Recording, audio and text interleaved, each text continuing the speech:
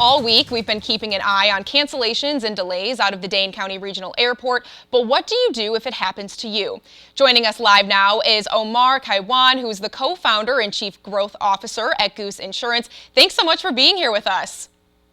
Thank you so much for having me. All right, so let's get into it. It's definitely an important topic to discuss, especially as flights across the country are being disrupted. So what compensation are travelers entitled to if their flights are canceled or delayed?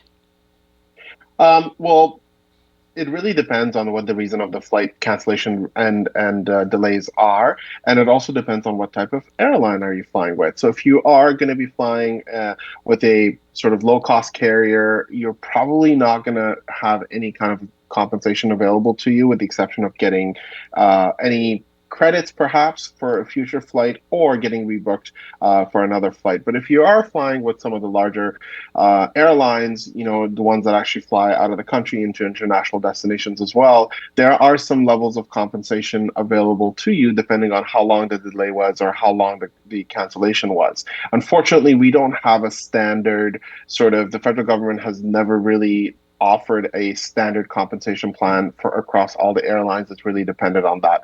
But it's also important to know as to what the reason for the cancellation was. So if the reason for the cancellation was, for example, the weather related storms, anything that is really outside of the airline's control, you may not necessarily be eligible for any kind of compensation. But if it is something that is within their control, such as shortage of staff, pilots, air traffic control, maintenance, mechanical. Those are some of the reasons that you, in fact, that you would be eligible to get compensation for if your flight was delayed or canceled due to those reasons.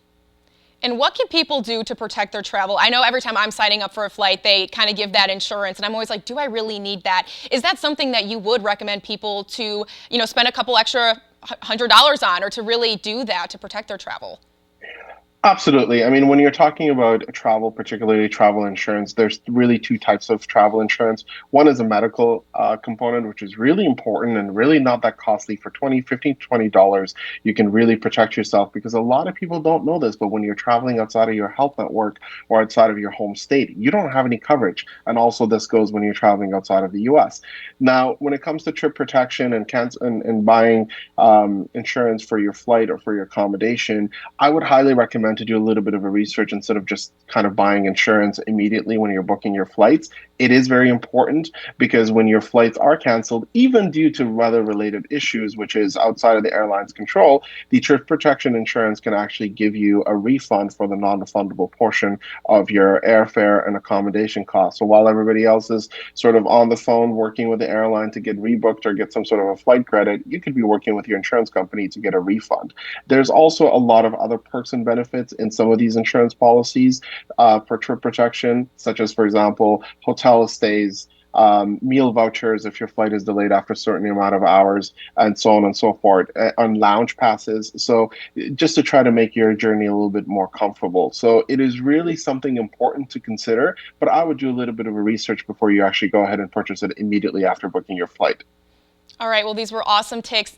Thank you again for joining us today, and we'll have more information from this interview on our website, WKOW.com.